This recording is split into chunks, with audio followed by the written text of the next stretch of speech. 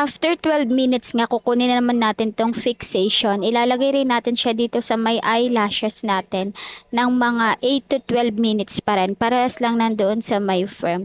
After nyo malagyan, lalagyan ulit natin siya nitong plastic. Iko-cover natin siya ulit.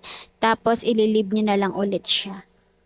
Tapos kaya kukunin natin tong nutrition kasi ilalagay natin dito sa may pilik mata natin para ma-nourish yung eyelashes natin. Bago nga natin lagyan ng nutrition yung eyelashes natin, lilinisin muna natin to. Tapos sa kanya pa lang pwedeng ilagay yung nutrition.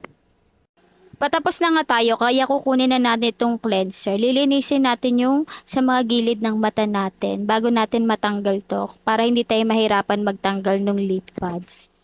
Pag natanggal nyo na nga yung lip pads, isama nyo na ring linisin yung mga nasa gilid ng eye area nyo para talagang walang natirang yung mga nailagay natin.